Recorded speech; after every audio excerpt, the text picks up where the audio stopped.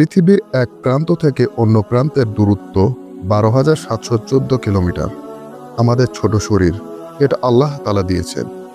এখানে যে রক্তনালীগুলো আছে, এগুলো একটির সাথে আরেকটি সংযুক্ত করলে এর দূরত্ব হবে 1,60,000 কিলোমিটার।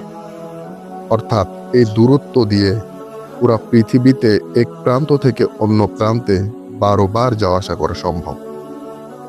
আমরা আমাদের সামান্য ইয়ারফোনটা ঠিক মতো গুছিয়ে রাখতে পারি না, একটু এদিক সেদিক হলেই প্যাঁচ লেগে যায়। অথচ এই দীর্ঘ রক্তনালী আল্লাহ কত সূক্ষ্মভাবে সৃষ্টি করেছেন, নির্বিঘ্নে আমাদের শরীরে রক্ত চলাচল করছে।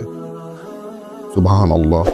আল্লাহ তাআলার সৃষ্টি এই শরীর নিয়ে যদি একবার চিন্তা করেন, এমনিতেই আপনার মাথা নত হয়ে যাবে।